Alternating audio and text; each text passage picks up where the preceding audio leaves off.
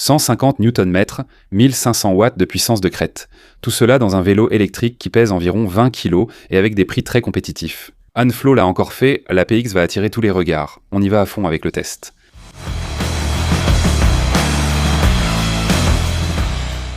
Cette nouvelle Unflow PX, sur le papier, vient remplacer l'ancienne PL. Mais je vous dis une chose, à ce jour, au moment où j'enregistre la vidéo, il n'y a pas de confirmation que la PL soit retirée du catalogue après le lancement de cette nouvelle PX et de la RP. Cela dit, il est très clair qu'au moment où le binôme Unflow et Abinox est apparu, ils ont dépassé toute la concurrence des vélos électriques parchant par la droite. Eh bien, la question est qu'en ce moment, le jour du lancement de cette nouvelle PX avec ce nouveau moteur Abinox, ce qu'ils ont réussi à faire, c'est de se dépasser eux-mêmes, par la droite, quelques mois plus tard. Pourquoi PX ? Théoriquement, cela vient de Extremely Powerful, qui signifie extrêmement puissant. La gamme est simple, avec seulement 2 modèles. La PX Carbon et la PX Carbon Pro que voici et que j'ai testé. Elles partagent exactement le même cadre en carbone, la même batterie intégrée de 702 Wh et le nouveau système Abinox M2S, dont nous parlerons tout de suite. La différence entre un modèle et l'autre réside essentiellement dans les composants. Ce que nous avons ici, c'est un VAE de catégorie K4, conçu surtout pour un trail puissant. Un enduro très léger, avec 160 mm de débattement à l'avant et 150 mm à l'arrière. Et probablement, l'une des grandes nouveautés, c'est que c'est un mulet, avec une roue de 29 pouces à l'avant et de 27,5 pouces à l'arrière. Il est aussi possible d'installer une roue de 29 pouces à l'arrière, en réglant le flip chip et en acceptant que la géométrie sera modifiée.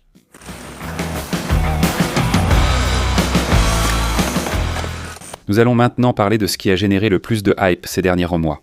Et il est clair que c'est le cœur de cette PX. Il s'agit du nouveau M2S d'Abinox, le nouveau système électrique qui...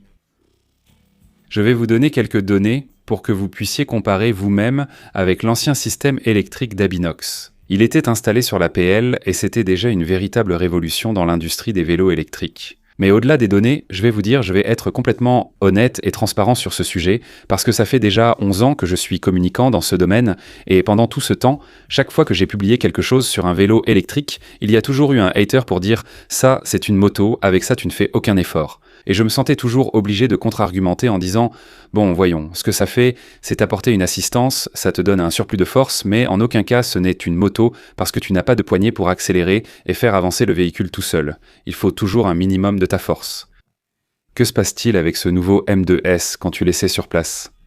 Eh bien, cette ligne qui était auparavant épaisse entre les motos tout-terrain et les vélos électriques est devenue très fine. Évidemment, il ne s'agit pas d'une moto, car il n'y a toujours pas de poignée d'accélération. Mais les sensations, surtout dans les pentes très raides, où le vélo génère une telle puissance qu'il peut emmener à 25 km/h, ces sensations rappellent beaucoup celles d'une moto tout-terrain. Et je ne sais pas, je pense que c'est beaucoup plus de puissance, beaucoup plus de force, que ce dont pratiquement n'importe quel utilisateur a besoin. Peut-être que je parle avec mes 70,75 kg avec l'équipement. Je comprends que ceux qui pèsent plus aient un besoin de plus de puissance. Mais il arrive un moment où tu n'as vraiment plus besoin de faire, selon le mode d'assistance, absolument aucun effort pour que le vélo t'emmène en haut, tu pédales dans le vide. Est-ce que c'est bien ou est-ce que c'est mal ? Je ne sais pas. Tout ce que je sais, c'est que c'est amusant. C'est incroyablement amusant. Ça ouvre de nouvelles perspectives quant à la façon d'utiliser ce type de vélo.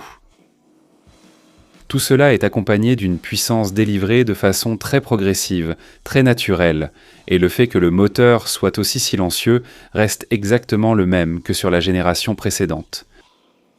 Je pourrais seulement contester les informations officielles d'Abinox qui affirment avoir amélioré la consommation et d'autres aspects. Ils ont optimisé. Je pense que ce moteur n'est plus puissant. Nous sommes sans passer d'un V8 à un V12 et ce moteur consomme plus. Sans aller plus loin. Combien ? Je ne sais pas le quantifier. Nous n'avons pas d'outils pour le mesurer. Mais je pense qu'on serait facilement autour de 10% de différence à batteries égales par rapport au moteur précédent.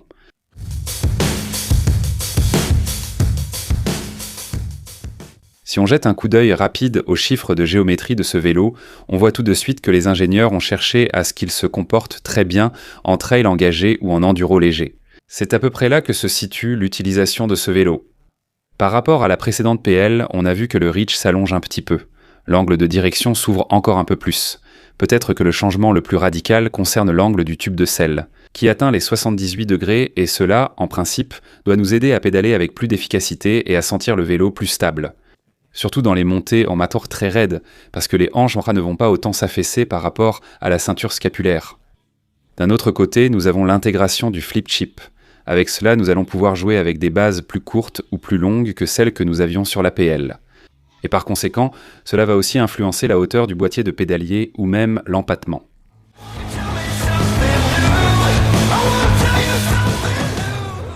Les lignes esthétiques de cette nouvelle PX suivent celles que la PL avait déjà, avec cette philosophie du OneFlow qui consiste à essayer de cacher au maximum l'apparence de vélo électrique de ce vélo.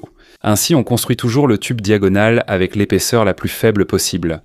Dans ce cas, d'après UNFlow, ils ont réduit cette épaisseur de 20% par rapport au modèle précédent.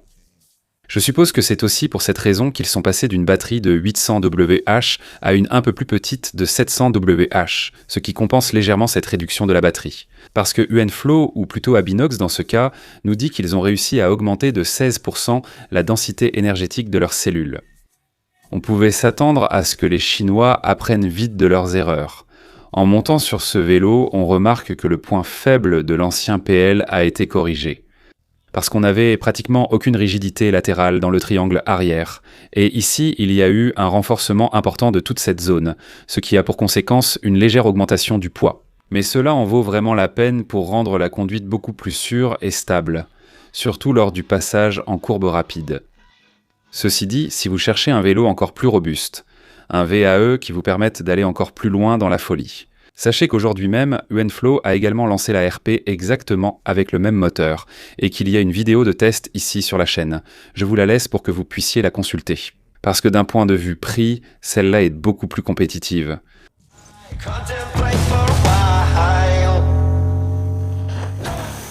Bon, je vous ai déjà dit que pour monter, c'est une bombe. Parce que là, pratiquement tout dépend du moteur.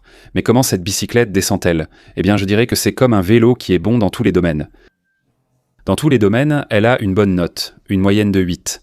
Il n'y a aucun point particulier où l'on peut dire qu'elle est excellente, ni de juste suffisant, et bien sûr, aucun échec. Elle est très équilibrée au niveau de la géométrie, il est vrai qu'on peut lui en demander beaucoup plus dans les descentes que l'ancien PL, grâce aux suspensions, à la nette amélioration du triangle arrière dont nous avons parlé. Le passage en courbe s'est nettement amélioré. Le mulet lui a vraiment profité, car la traction et la capacité d'accélération de la roue arrière en montée se sont aussi améliorées. Et d'un autre côté, elle était déjà bonne pour serpenter dans les virages lents et serrés. Mais maintenant, avec le mulet, c'est encore mieux, même après avoir élargi l'angle de direction. Ensuite, par exemple, il y a une situation où je me suis senti très stable avec elle. C'est en descendant une pente à très faible vitesse. D'accord ? Avec beaucoup de pentes et très peu de vitesse, le vélo se montre très stable. Et peut-être que le point faible que j'ai trouvé, c'est surtout en ligne droite à grande vitesse. C'est là qu'il lui manque un peu de stabilité. Et pourtant, l'autre vélo dont je vous ai parlé, qui vient d'être lancé sur le marché aujourd'hui même, M-Flow, la RP dans cette circonstance, c'est comme une flèche, elle est super stable.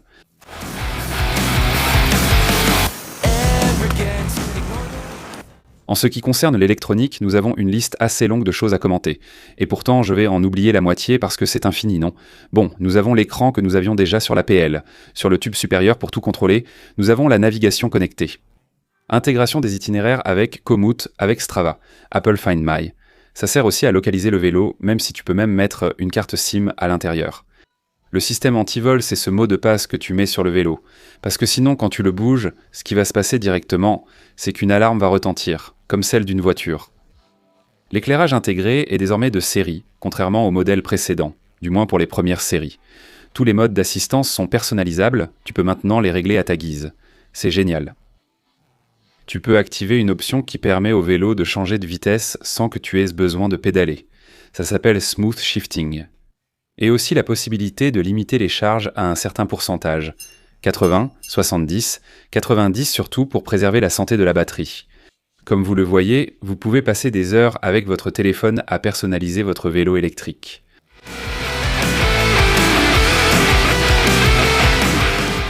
Côté composants, nous avons quasiment le meilleur. Suspension Fox Kashima, 36 à l'avant, et son équivalent à l'arrière pour l'amortisseur.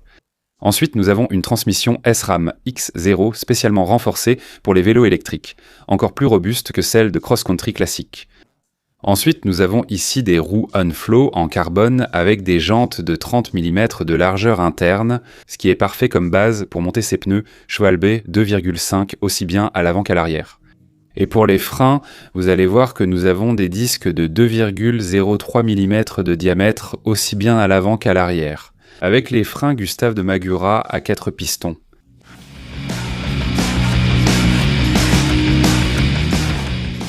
Selon Unflow, le poids officiel devrait être autour de 20 kg.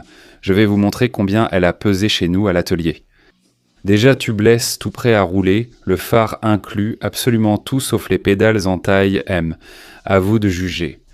Je pense que le poids, sans être aussi ridiculement compétitif que celui de l'ancien PL, est vraiment bien maîtrisé.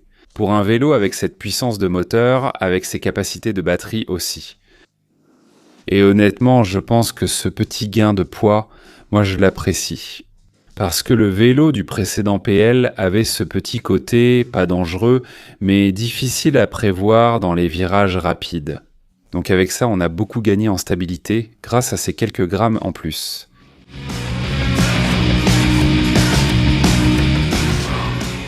En ce qui concerne le prix, on reste dans la lignée de ce que la PL avait déjà fixé, avec la Carbone à 7 000 € et cette Carbone Pro à 10 000. Ce qui se passe cette fois, c'est que cette nouvelle entrée dans le catalogue d'Unflow, la RP avec des prix super compétitifs, je pense que ça va faire perdre beaucoup de ventes à ce vélo. La vidéo de thé est en ligne si vous souhaitez la consulter.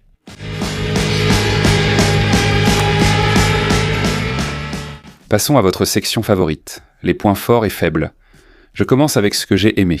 Évidemment, le moteur est incroyable, le vélo semble plus robuste que le modèle précédent, le poids reste compétitif pour moi et la maniabilité est impressionnante.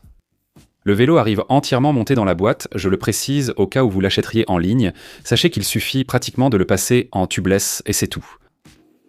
Un autre renseignement tiré par les Chinois du modèle précédent concerne la première série de PL.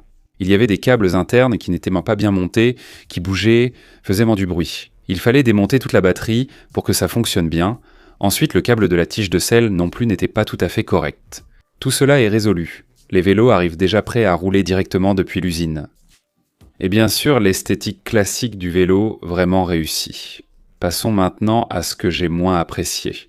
Eh bien, pour commencer, la configuration mulet apporte de nombreux avantages en termes de maniabilité.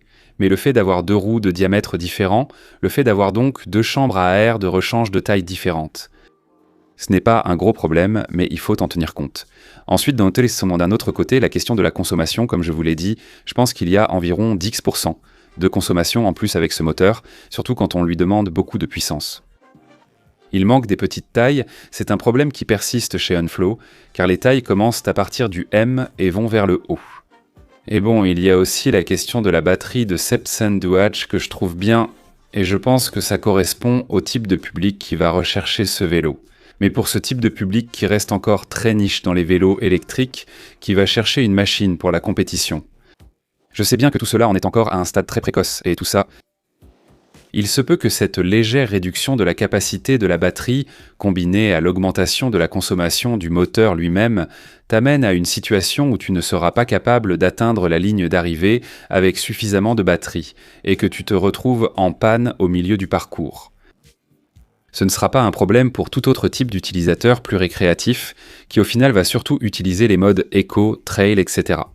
Mais si tu envisages de faire de la compétition, j'ai déjà participé à certaines de ces courses. Et tu es toujours à fond, tu utilises donc toute la puissance que le moteur peut te donner, et ce niveau d'exigence très élevé nécessite des batteries avec une très grande capacité. Ont-ils augmenté la densité des cellules de 16%? Oui, mais entre la réduction de Sandduach et l'augmentation de la consommation du moteur, pour les personnes qui pensent à ces courses d'environ 40 à 45 km avec 1500 mètres de dénivelé en sollicitant le moteur à fond tout le temps. Je n'ai pas testé, mais je pense que ça peut être limité à ce niveau.